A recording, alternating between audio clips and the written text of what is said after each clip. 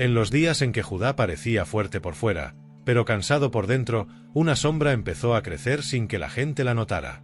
El reino prosperaba, las murallas estaban firmes, el comercio fluía, y aún así algo se estaba pudriendo en silencio.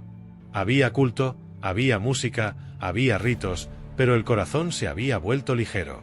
Y cuando la devoción se vuelve apariencia, Dios suele hablar con una claridad que sacude hoy mismo. Uzías llevaba décadas en el trono y su nombre inspiraba seguridad. Pero el poder, cuando no se vigila, alimenta una idea peligrosa: yo puedo. Un día entró al templo para quemar incienso, un acto reservado para los sacerdotes. Lo detuvieron, lo advirtieron, le rogaron, y él respondió con ira. Entonces su frente se marcó de repente, y el orgullo quedó expuesto ante todos. El rey quedó aislado, y Jotam gobernó por él, hasta que Uzías murió y se cerró una era. Fue en ese año, con el aire lleno de incertidumbre, cuando Isaías buscó dirección. Entró al templo esperando oración y encontró revelación. Vio al Señor sentado en un trono alto, y el borde de su manto llenando el lugar. Por encima, serafines proclamaban sin cesar: Santo, Santo, Santo. Las puertas temblaron, el humo cubrió el ambiente, y el profeta entendió lo que nadie entiende hasta verlo: la santidad no se negocia. Isaías no presumió, se quebró. Dijo que sus labios eran impuros y que vivía entre un pueblo igual. Entonces una brasa del altar tocó su boca y la culpa fue retirada. Y en ese silencio encendido, una pregunta cruzó el templo: ¿a quién enviaré? Isaías respondió sin adornos: aquí estoy, envíame. Su misión no venía con aplausos, venía con resistencia, con oídos que oirían sin entender y ojos que mirarían sin percibir. Si estas historias bíblicas contadas con detalle fortalecen tu fe, suscríbete ahora. Porque lo que Isaías vio no fue solo una visión, fue el inicio de un mensaje que atravesaría imperios y llegaría hasta nosotros. Isaías preguntó cuánto duraría esa ceguera y la respuesta no fue suave. Habría casas vacías, caminos silenciosos, campos sin canto, y el pueblo sería llevado lejos. Sin embargo, Dios no terminó su frase en ruina. Dijo que quedaría un resto, como un tronco cortado que todavía guarda vida en su interior. Esa semilla santa sería esperanza cuando todo pareciera perdido. Y mientras el profeta guardaba esas palabras en el pecho, el mundo político se movía como una tormenta que aún no se ve. Al norte, la Asiria crecía, y sus ejércitos ya no eran rumor, eran avance. En Jerusalén, la gente se acostumbraba a vivir entre fiestas y temores, como si el mañana pudiera comprarse con rutina. Pero el cielo no estaba en silencio. Cuando Dios llama a un hombre, lo hace para hablarle a reyes, y para sostener a un pueblo cuando el suelo empieza a temblar. Pronto, un nuevo rey ocuparía el trono, y su miedo abriría puertas que nunca debieron abrirse. Dos enemigos se unirían, y Judá escucharía una frase que heló la ciudad: vienen contra ti. Ahí, en medio del pánico, Isaías tendría que decidir si su voz sería un eco más o un ancla. Y esa decisión cambiaría el rumbo de la casa de David para siempre, ante Dios. Hoy sí. Acaz subió al trono y con él llegó una fe que suena piadosa pero huye cuando tiembla el suelo. Los rumores llegaron como golpes. Rezín, rey de Siria, y Peca, rey de Efraín, se aliaron para invadir Judá y reemplazar al rey. En el palacio, el miedo se propagó rápido, y el corazón del pueblo tembló como árboles en una tormenta. Acaz buscó una salida inmediata, no una dirección eterna, y su mirada se fue hacia la potencia más dura del momento: Asiria. Entonces Dios envió a Isaías a encontrarlo donde se revisaban defensas y agua, en el acueducto de la piscina superior. El profeta no llegó solo. Llevaba a su hijo Sear-Jazubi, cuyo nombre decía: un remanente volverá. Era como si Dios colocara un letrero viviente delante del rey, recordándole que la historia no la define el pánico, sino el pacto. Isaías habló con firmeza y calma. Le dijo que no temiera a esos dos leños humeantes, que su plan no prosperaría, que no se concretaría. Y luego soltó una sentencia que corta más que la espada: si no crees, no permanecerás. Acaz escuchó, pero la incredulidad estaba tan instalada que prefería pagar tributo a un imperio antes que descansar en la promesa. Para arrancarlo del pozo de su propio cálculo, Dios le ofreció un gesto: pide una señal, tan profunda como la tierra o tan alta como el cielo. Acaz respondió con una falsa prudencia: no pediré, no tentaré al Señor. Isaías entendió el disfraz y habló a la casa de David: el Señor mismo les dará una señal. Una joven concebirá y dará a luz un hijo, y su nombre será Emanuel, Dios con nosotros. La profecía tenía dos capas, como una puerta con doble cerrojo. Había un alivio cercano: antes de que ese niño creciera, los enemigos actuales serían quebrados. Pero también había una línea luminosa hacia el futuro, un anuncio de que Dios no solo ayudaría desde lejos, sino que se acercaría. Y al mismo tiempo, Isaías advirtió: la ayuda que Acaz comprara con miedo regresaría como tormenta sobre su propia casa. En la oscuridad de esas decisiones, el profeta dejó caer otra chispa. El pueblo que camina en tinieblas verá una gran luz. Un niño nos es nacido, un hijo nos es dado, y el gobierno estará sobre sus hombros. Maravilloso consejero, Dios fuerte, príncipe de paz. Así, cuando el reino escogía atajos, Dios ya estaba hablando de un rey distinto. Pasó poco tiempo y las noticias confirmaron lo dicho. Asiria golpeó a Siria e Israel y la alianza se deshizo. Judá respiró, pero era un respiro prestado. El imperio que parecía salvación empezó a sentirse como yugo. Isaías, mientras tanto, seguía viendo más allá. Habló de un tronco antiguo, el de Isaí, padre de David, del que brotaría un retoño. Sobre él reposaría el espíritu del Señor, espíritu de sabiduría y entendimiento, de consejo y fortaleza. No sería un rey de propaganda, sino de justicia real. En un mundo de alianzas frágiles, Dios estaba sosteniendo una promesa. El mensaje era incómodo, porque no solo anunciaba esperanza, también exigía rendición. Y con cada palabra, Isaías preparaba al pueblo para una prueba mayor. Una prueba que no llegaría como debate, sino como ejército acercándose a Jerusalén. Pronto reinaría Ezequías en Judá, sí. Ezequías heredó un reino con grietas espirituales y decidió empezar por lo que nadie ve. Derribó ídolos, limpió el templo, devolvió al pueblo a la adoración verdadera. Su fe no era discurso, era reforma. Y precisamente por eso la prueba llegó con fuerza, porque la fe real siempre es puesta a peso. El imperio asirio, ahora dirigido por Senaquerib, avanzó como una ola que no negocia. Ciudades fortificadas cayeron una tras otra, y pronto Jerusalén quedó cercada. Desde fuera de los muros apareció el Rabsaces, vocero del orgullo, y habló alto para que todos oyeran. Se burló de Ezequías, ridiculizó la confianza en el Señor y comparó al Dios vivo con los dioses mudos de otras naciones. Ofreció paz a cambio de rendición, como si la vida pudiera comprarse con miedo. Pero el rey dio una orden extraña para tiempos de asedio: no respondan. El pueblo guardó silencio. Los mensajeros volvieron con ropa rasgada, y Jerusalén sintió el peso de la blasfemia como una piedra en el pecho. Ezequías no buscó un plan secreto, buscó el templo.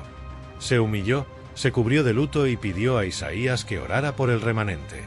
Isaías respondió con una palabra que no nacía del optimismo, sino del cielo. Dijo que no temieran las palabras del asirio, que el Señor pondría en él un espíritu de confusión. Escucharía un rumor, volvería a su tierra, y su historia se quebraría donde se sentía invencible. El asedio, sin embargo, apretó. Senaquerib envió una carta repitiendo amenazas, como quien intenta asfixiar la fe con tinta. Ezequías llevó esa carta al templo. No la guardó en un cajón, la extendió delante del Señor. Oró para que Dios librara a Jerusalén, no solo por sobrevivir, sino para que las naciones supieran quién es el único Dios. Y esa oración fue una bisagra. Isaías envió un mensaje claro: el enemigo no entrará, no disparará una flecha, no levantará rampa. Por el camino que vino, por ese mismo volverá. Esa noche, cuando la ciudad dormía con el miedo en la garganta, el Señor defendió su nombre. Al amanecer, el orgullo asirio retrocedió y Jerusalén entendió algo que no se aprende en paz: cuando Dios guarda, ni el muro más alto es la razón, ni el ejército más grande es el final. Después del asedio, cuando muchos esperaban descanso, llegó otra batalla, esta vez dentro del cuerpo. Ezequías cayó enfermo y Isaías entró con una frase dura: pon tu casa en orden. El rey volteó su rostro a la pared y lloró. Le recordó al Señor su camino fiel, no como reclamo, sino como súplica. Y antes de que Isaías terminara de salir del palacio, Dios lo hizo volver. Trajo un mensaje distinto: he oído tu oración y he visto tus lágrimas. En 3 días subirás al templo, y el Señor añadió 15 años a su vida. Isaías mandó aplicar una pasta de higos y el rey pidió un signo. La sombra del reloj solar retrocedió, y el tiempo pareció inclinarse ante Dios. Isaías le dio a elegir, que la sombra avanzara o que regresara.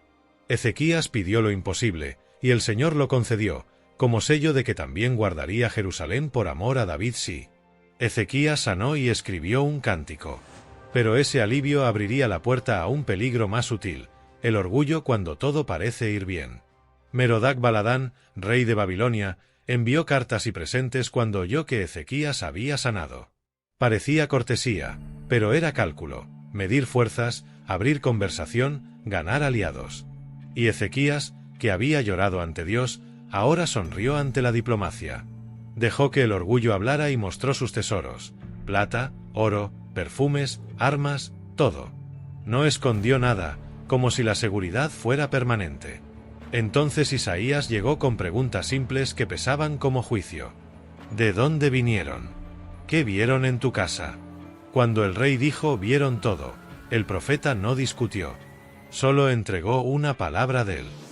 Señor, días vendrán en que todo eso será llevado a Babilonia. Nada quedará, y hasta algunos de tus descendientes servirán en un palacio extranjero. La sombra que parecía lejana ya estaba estirándose sobre Judá. Ezequías respondió con una calma que revela otra batalla interior: la palabra del Señor es buena. Y quizás, sin decirlo, pensó: al menos habrá paz en mis días. Así termina a veces una generación, no por falta de señales, sino por exceso de comodidad. Isaías vivió mucho antes de que Babilonia se volviera el martillo final sobre Jerusalén. Pero Dios le dio palabras que cruzarían siglos como una cuerda en medio del naufragio. Cuando el exilio llegó, cuando el templo ya no estaba, cuando el pueblo se sintió lejos, esas palabras se encendieron. Consuelen, consuelen a mi pueblo, decía el Señor. Hablen al corazón, anuncien que la servidumbre se completa, que el perdón abre un camino. Una voz clama en el desierto: preparen el camino del Señor. Que el valle se levante, que el monte se abaje, que lo torcido se enderece. No era poesía para decorar, era dirección para sobrevivir. En una tierra llena de ídolos que necesitan ser cargados, Isaías recordó que el Creador no se cansa ni se fatiga. Fortalece al cansado, multiplica fuerzas al sin vigor.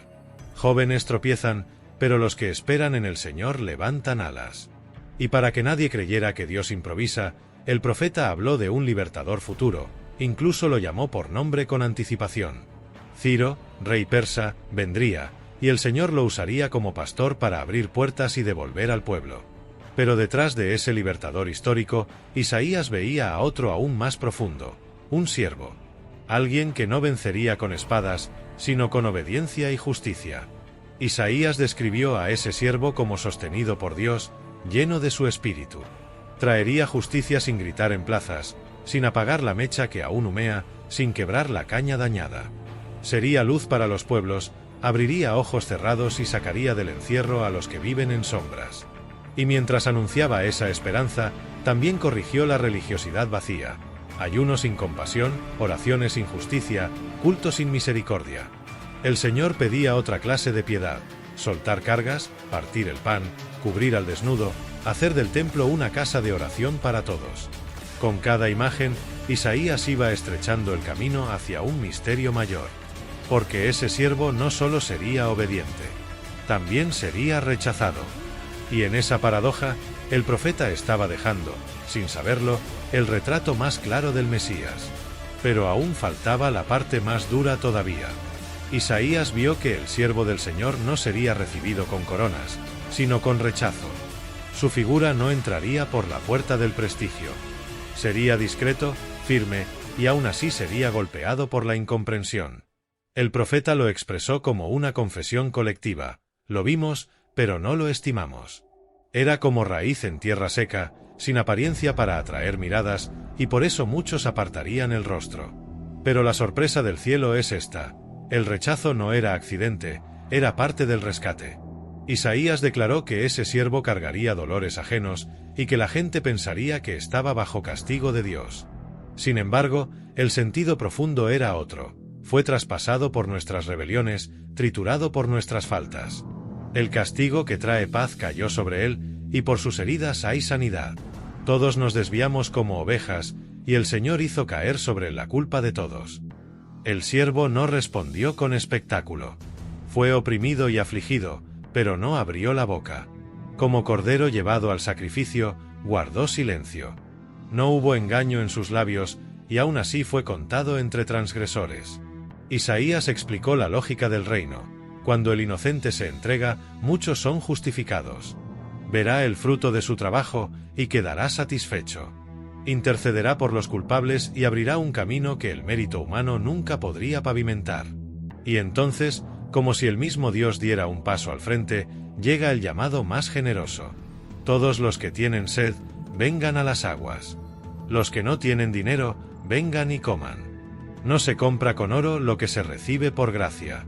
Inclinen el oído, vengan, y su alma vivirá.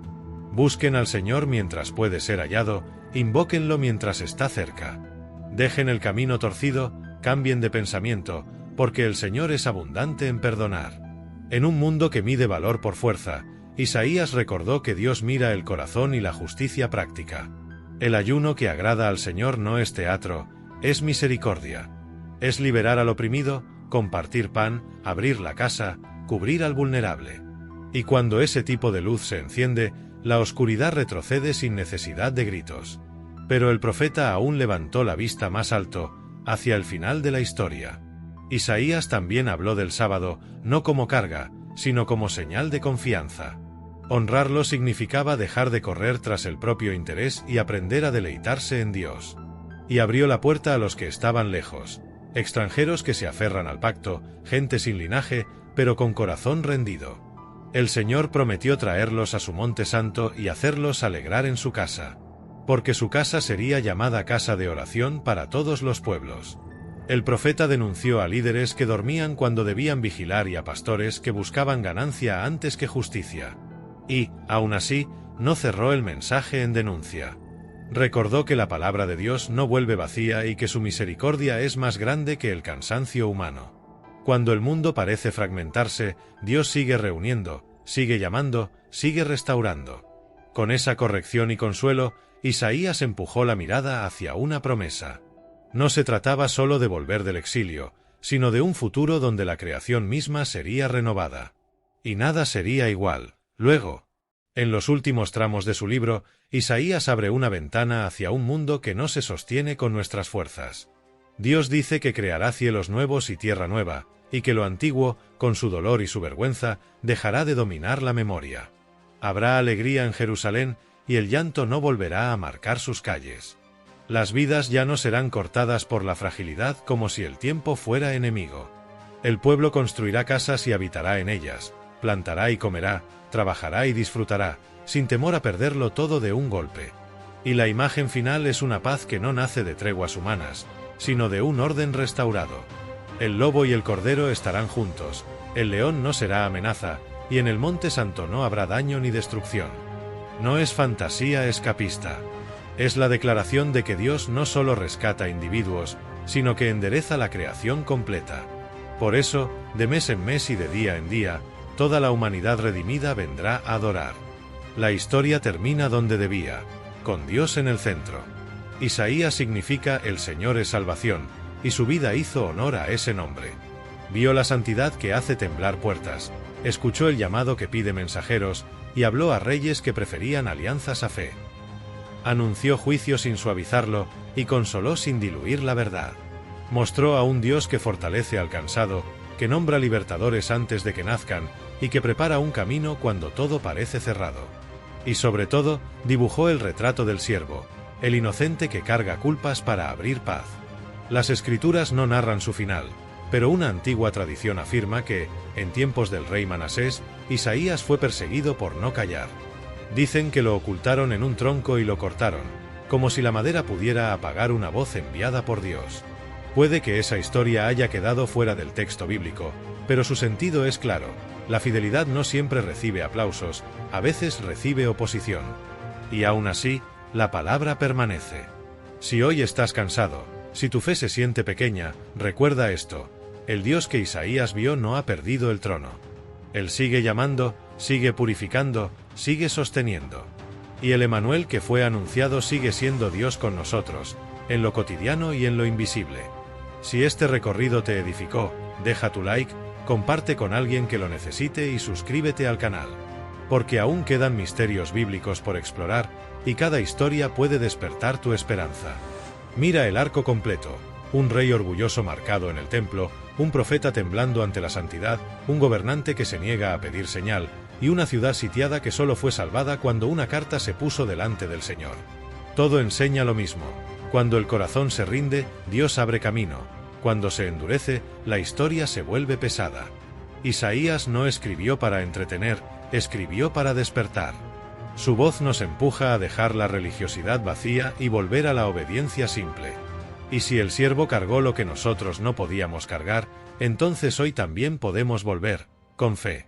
Cuando sientas que el mundo grita, recuerda el santo, santo, santo que Isaías oyó. Eso pone todo en su lugar: Dios reina, su palabra permanece, y su paz alcanza el desierto.